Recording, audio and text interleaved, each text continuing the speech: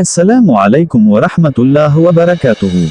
أهلا وسهلا بحضراتكم في قناة معلومة بيطرية. معكم مهندس خالد النبوي، دكتور محمد النبوي. لا تنسوا الاشتراك في القناة ودعم المقطع لايك حتى نستمر في نشر المزيد. سوف نتكلم اليوم عن كيفية تربية القطط الشيرازي وماذا يأكل وأنواعه. تعد مهمة تربية القطط الشيرازي مهمة سهلة، ولكن ينتابها بعض المهام الصعبة. ومن أهم الأمور التي يجب الحرص عليها في تربية القطط الشيرازي العناية بالشعر بصفة مستمرة، حيث يمتاز القط الشيرازي بشعر طويل وكثيف، مما يستوجب التنشيط الدائم وبصفة يومية حتى لا يصاب شعر القط بعقد. يجب استخدام شامبو القطط، وفي حالة لم يتوفر يمكن استعمال شامبو الأطفال. يجب القيام بعمل شاور للقط الشيرازي من مرة إلى مرتين في الشهر. يجب تنظيف عيون القطط والزوايا معا لتكوين أي أوساخ وبقع حول العيون.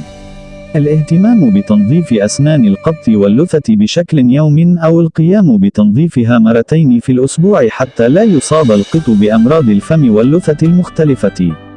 يجب القيام بتنظيف القط من وقت لآخر، خاصة إذا كان خارج المنزل، حيث أن تعرض هذا النوع من القطط للأوساخ قد يكون عامل قوي ومسبب لوفاة القط. ماذا يأكل القط الشيرازي؟ لا يحتاج القط الشيرازي إلى طعام مختلف كثيرا، حيث تستطيع أن تقوم بإطعامه من الطعام المنزلي العادي. كما يمكن أن تقوم بشراء أطعمة معلبة ومخصصة للقطط التي يتم بيعها في الأسواق الكبيرة. وفي حال أصبح القط الشيرازي الخاص بك كبير الحجم، يمكنك معالجة هذا الأمر بكل سهولة عن طريق تخفيف معدل الطعام المقدم له يوميا. كما يمكنك القيام بعمل بعض الأنشطة الحركية للقط الشيرازي تساعده على خسارة الوزن. أنواع القطط الشيرازي. عندما تقدم على تربية القطط الشيرازي، يجب عليك معرفة أنواع القطط الشيرازي أولا حتى تتمكن من الاختيار، حيث تتعدد أنواع القطط الشيرازي كما تتعدد ألوانها، ولهذا تم تصنيف القطط الشيرازي إلى 4 أنواع، وهي: نوع المونيفيسون، هو ذلك النوع من القطط المشهور بصغر الأذنين، وتكون فيه القطط صاحبة عيون كبيرة وواسعة، مع ابتعاد العينين عن بعضهم البعض، بالإضافة إلى قصر طول الأرجل مع الشعر الكثيف والناعم والطويل. نوع البيكي فيس، هو ذلك النوع من القطط الشيرازي الذي يشبه إلى حد كبير قطط مون فيس، مع اختلاف طفيف في شكل العيون.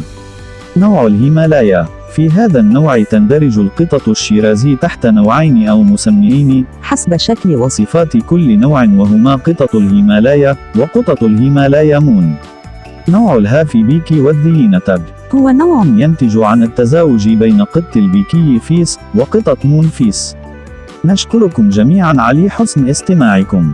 كان معكم من قناة معلومة بيطرية مهندس خالد النبوي، دكتور محمد النبوي. لا تنسوا الاشتراك في القناة ودعم المقطع لايك حتى نستمر في نشر المزيد.